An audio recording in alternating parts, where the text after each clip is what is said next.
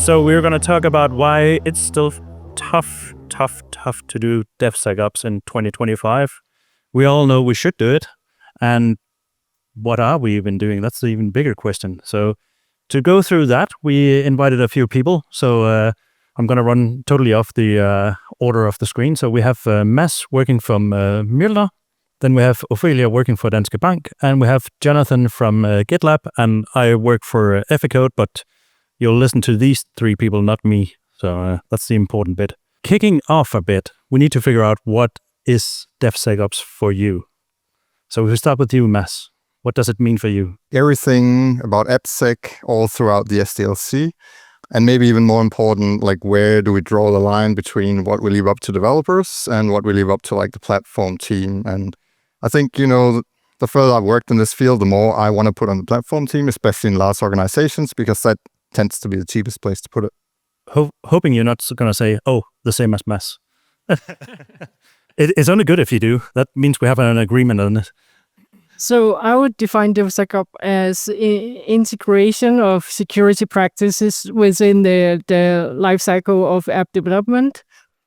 And it's more like a style of thinking instead of an actual role. It's good to hear it's not a role. Like we always hear things being a role and people forget what it actually means. Last but not least. Sure. And for me, it's a organizational discipline around delivering high quality software as quickly as you can and as securely as possible. And then under that, of course, there are various different principles around people, process, and technology. We know there are different cultural components that help. We know there are technical capabilities, and we know there are different methodologies, but ultimately focusing on that goal of secure quality software as quickly as you can. Good to hear we don't disagree on everything. That would be a long discussion. We would be here defining it in 30 minutes still. So if we jump back to the beginning of everything, we want to start out with DevSecOps. We come from an old organization. We don't have this culture or setup. Where do we start? Do we start with the culture or the tech, or how do we do it? If I may start, I think it's all about starting with the management buy-in. You really need to convince management that this is something you should be spending time on. And resources, none the least, because if you don't have the resources, I think you can try to push as much culture as possible, but you're going to meet a lot of managers who are going to say, well, this is not a feature, so this is not priority for management, so we're not going to spend time on it. So it's always good to start with management buy-in, but the danger of starting too much up is that you have a tendency to fall into this totally top-down, with no actual understanding of the intention from the bottom. So that it's just back in the days when we adopted Scrum and everybody needs to be agile. It's you just need to do it. Use Jira. That's it.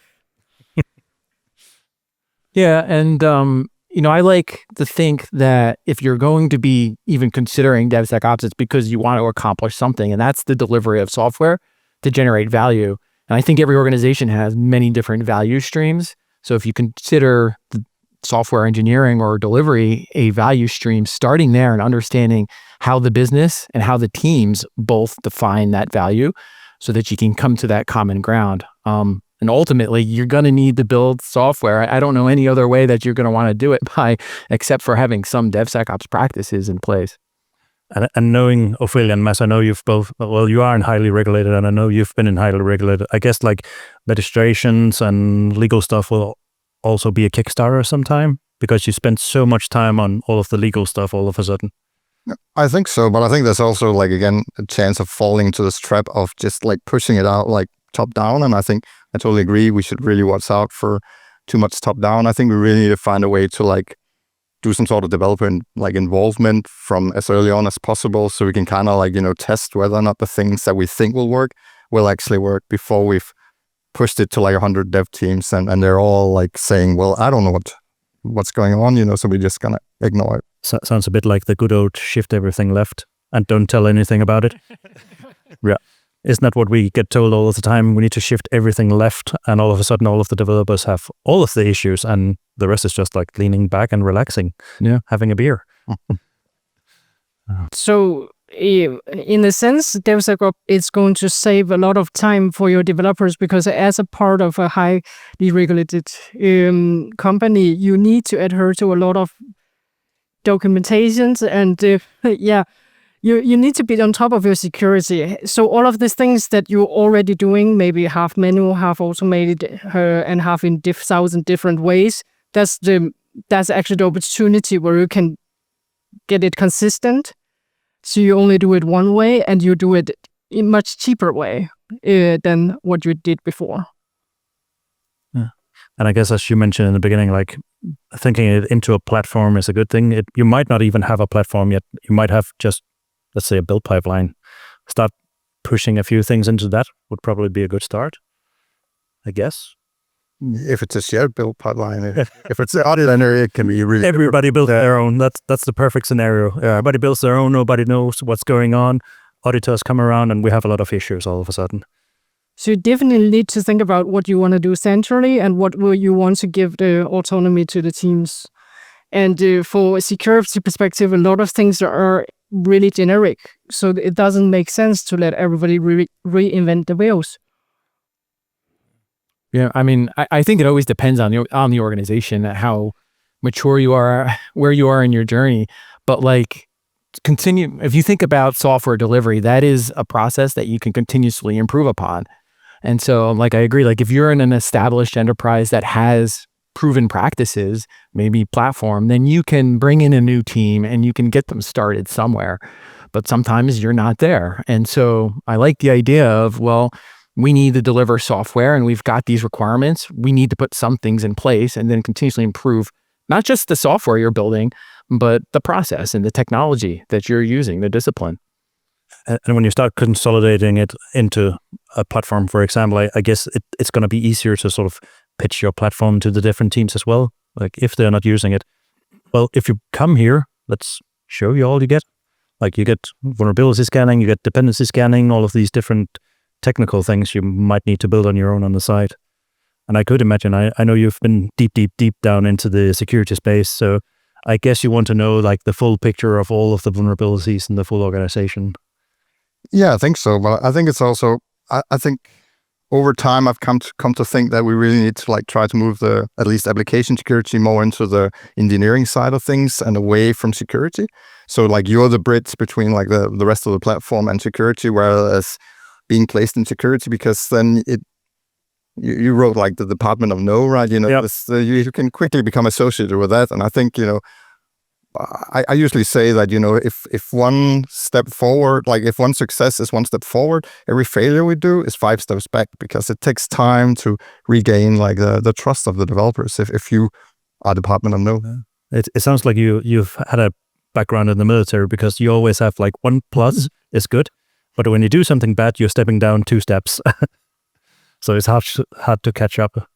What about like success metrics? Are there success metrics for DevSecOps? Is that fewer vulnerabilities? Is it happier people? Faster delivery? Can we actually coin anything in that regard? Or is that too complex and we need to talk to different organizations to figure it out? So we are actually tracking the time we are spending on what I call security paperwork. So that would be a metrics I will measure on how much time were you spending before on the security part, either filling in papers or actually fixing vulnerabilities, doing things manually, or until the end after the adoption of whatever central tool and offering there are, how much time you're actually reducing. And I think most of the time we can actually see a reduction of 90% of the time you're spending on it. That's quite impressive. So you're actually putting GRC into everything, making sure it's to some degree automated. Yeah. As much as you can. Well, like bureaucracy have some positive sides. Until you get caught in a big pile of paper, then it's hard to get out again. Oh. I think you really also have to watch what you measure, like, or else we can really quickly end up in a situation where everybody's like, you know, fixing third-party dependencies that may or may not have an impact on your software, and because that's really the easiest thing to measure. And I come from a qualitative research background, so I think, you know, like doing structured interviews with developers can definitely also provide some value in terms of sharing. Yeah. I mean, when I'm working with organizations that are interested in improving their security posture, they usually have some major glaring problem already. And that could be that they've been exploited by particular vulnerabilities and they're in the news. It could be that they spent months trying to remediate, the latest, whether it be Log4j or whatever you want to call it, that's been out there. Or it could be that organizations they're struggling with the fact that they can't release software very quickly because it's the last step. And that's when all the scanning happens. That's when there's a lot of friction. And so you can anchor on a lot of those things to see if you're getting improvements with a DevSec, effort or initiative, right? Are there fewer vulnerabilities that are making it to production? Are you remediating vulnerabilities faster? And I love you mentioned happiness, because you can't introduce security, add more to the developer's plate, and then expect them to continue also to be innovating and delivering high quality software. Then it goes to the good old saying of just run faster. Yeah. You do more with less. Yeah. We're trying to optimize the organization, so now you also have these obligations to do. Good for you. Yeah. Well, have you considered how we need to touch upon AI as well, I guess? Like, how can it even help you? Like, I think I pitched one of the questions for you, like, can AI actually be two of the 4 eyes and 4 eyes principle? Like, I'm just going to throw you all under the bus now, because these guys wants to know if it actually can be, or can it only be 1 out of the 4? Yeah. I'm happy to jump in there. I mean, I do want to acknowledge first that AI can help, but it also is introducing a larger attack vector. I mean, you've got now prompt injections to worry about. You've got lots more code being generated and so forth. But also, I mean, you can have, in what we're doing with GitLab, you can have agentic AI being an assistant, somebody you're collaborating with as you're going through your process. So think of security analysts now. So when you get a bunch of vulnerabilities, and hopefully you've got the strong foundation of a DevOps, principles and governance architecture. But when you have a bunch of vulnerabilities in front of a developer, if a security analyst running as an agent can take a first pass, there's certainly going to be productivity improvements. But I'd like to challenge that, at least in the sense that, if I can see a scenario where, developers get used to this and then they miss all the important stuff that the AI agent, hallucinates about. Sure. And I think, at least this is something I'm really aware about. We really need to test out and see how this works also in the long term, because if people just get used to auto remediate, then we might actually end up with worse software. Yeah. Well, this is where human in the loop is very, very important. I think this is a broader AI discussion we probably don't want to get into. But you cannot just press a button. If a security analyst agent is creating a merge request, you have to have humans being accountable, reviewing that. And, if they're going to click that button, they are now accountable. But I think I agree with you. There's this broader thing with AI around skills and atrophy. Are people then the next generation of software engineers, they haven't had to sit and do this stuff by hand. Will their skill set be lower? So will they be worse off making that decision of whether or not the agent was correct or not? At least that's my fear. So going back to the original question, is it different or substitute the 2 eyes out of 4, but it can accelerate the 4 eyes that's involved. And of course, what we have experienced is that it's better explaining stuff than some of our security experts. And it has more patience towards our developers. Especially for people who are really new, because so I'm a head of a development department. My developer doesn't have that much interest in reading up all of the new stuff about vulnerabilities that comes in, that got discovered, how to remediate, what is this, what is that. And AI is a really good tool for them to seek up this information in a relatively cheap way. But I would say, I'm an AppSec engineer, so I'm from a different part of the organization in that sense. And I think it's also I don't want to speak ill of AppSec engineers, but I think it is a cultural problem that has been there for many years. And I think we're moving in the right direction. But I think we really, as a profession, need to have a different mindset. And I think curiosity and, paying attention to what developers are actually saying is key to actually making this stuff happen, and DevSecOps in general. So that's the eternal question. back in the days when it was just DevOps, when the ops came in and married those, people were saying, okay, why are developers not more interested in being more aware of what the op is about? Like, how do you be reliable? How do you operate like in production and actually take ownership out there where fire burns?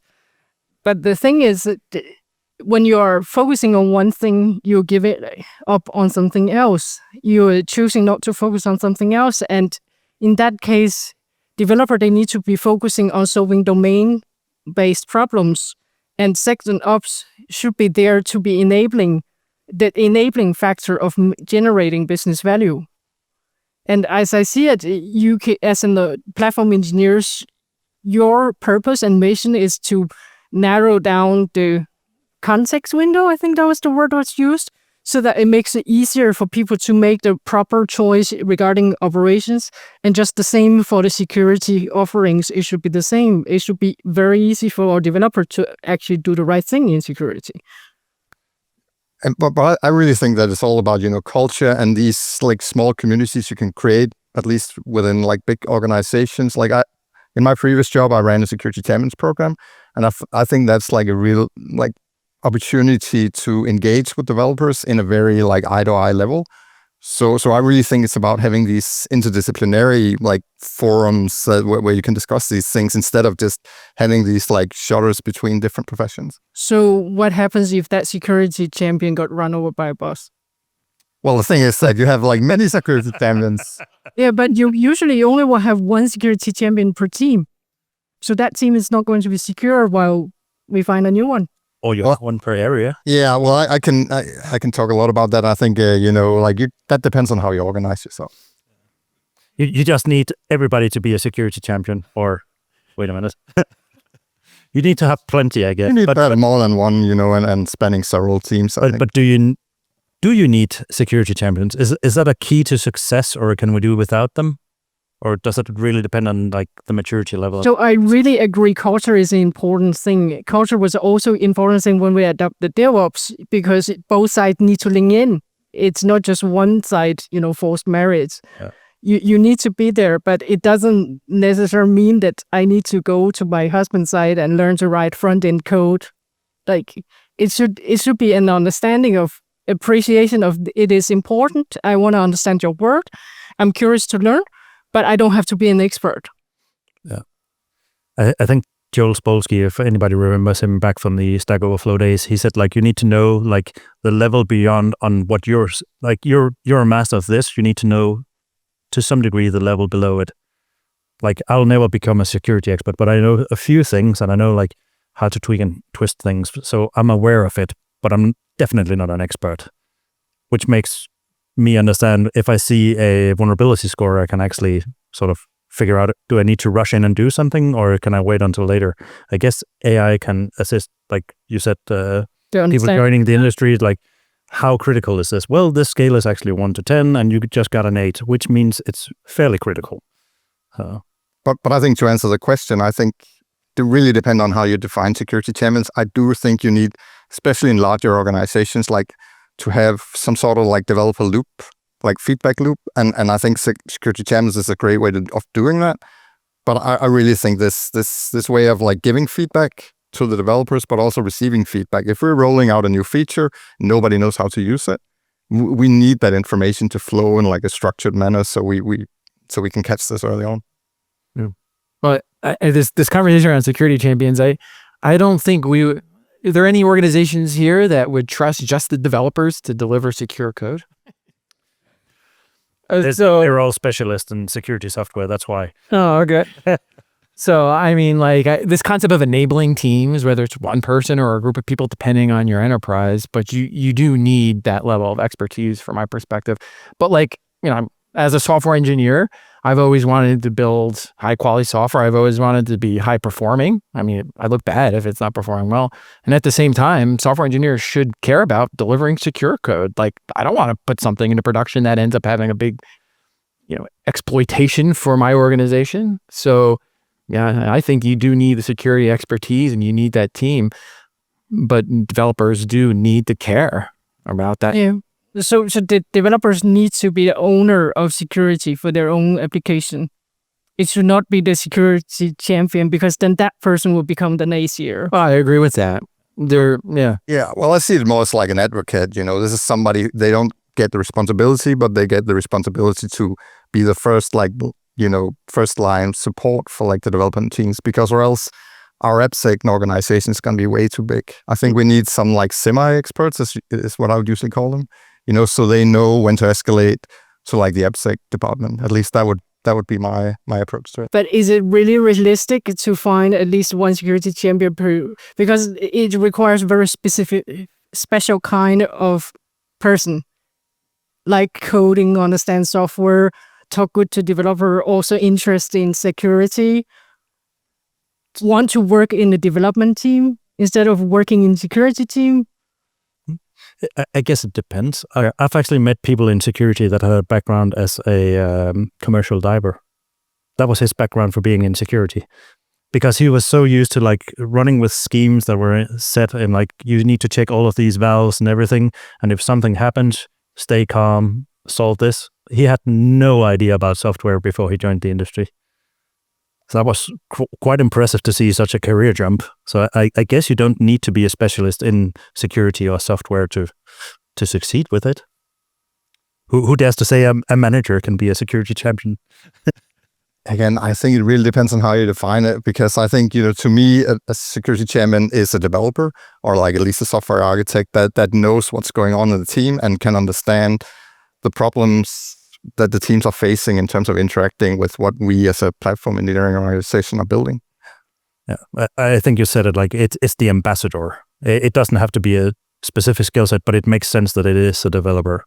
And it sounds to me a bit like this is the same discussion people have around platforms, like you need ambassadors for your platforms to make sure that people actually join the platform. And that even makes more sense to join forces when you're doing DevSecOps and platform engineering at the same time.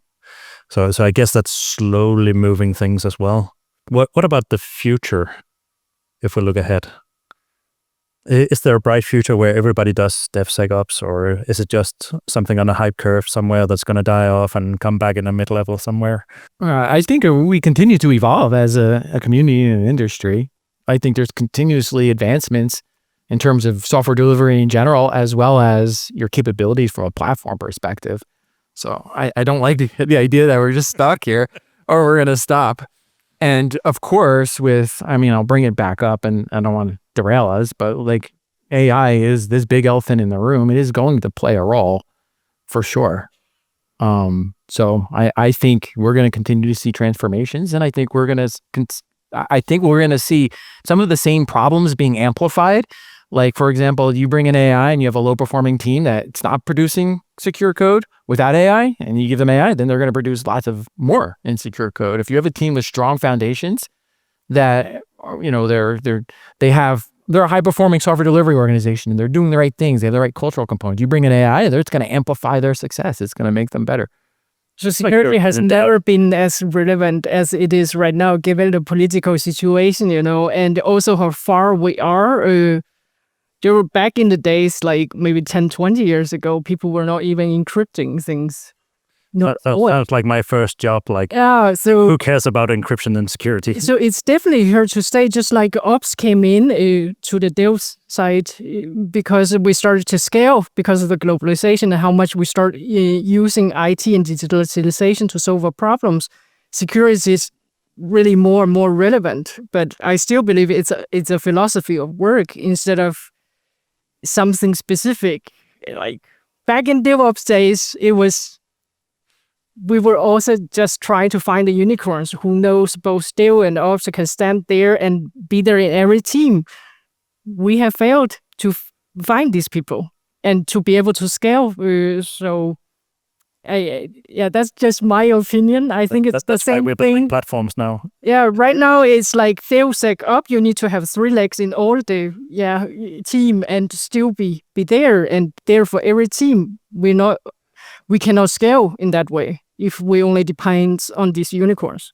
And I really hope that we will move to a place where security is seen more as an integrated part of quality software. Because I think if we want to reach the developers, that needs to be the mindset. It doesn't need to be the mindset that we're producing like quality software, and we're also going to make it secure, because those things need to be tied together. And if we're going to be successful, I think. It sounds like you're telling like my story being in this industry. Like my first job, I had no idea about security. Then I've worked at places where we had like annual security training. Then we moved into annual security code training, where we actually had instructors guiding us with like bit like capture the flag sessions and so on. So I think like from what I see in the industry, we are seeing the level is going upwards. That just triggered something in me, because I'm sorry. As an AppSec engineer, like I hear so much about capture the flag, and we need like think like a hacker, and everybody needs to know how to hack, and I'm very much against that. It looks good on a slide. It looks good on a slide, and then you get to a development, they we need to avoid like making like SQL injections, and you ask, how do you want to mitigate that? I don't know. Nobody taught me that. So I really think that we should, as an industry, really watch out for like being too focused on these like things that look good on the slide, and like people think, this is so much fun, but if it doesn't provide any value in terms of how secure software you, and I can see there will be some value, but if you don't follow it up with like how do we engineer these secure solutions, then it's really not much you're gaining. And I think that speaks a bit into the culture as well, because I've worked with people that was running in with AppSec, and they're like, everything is broken, everything is insecure, we need to stop production for 2 years and fix everything. Well, welcome to business. We need to make money. We need to keep evolving our products. So we need to strike this balance in between. And you need to accept that as a culture, that you're not going to fix everything.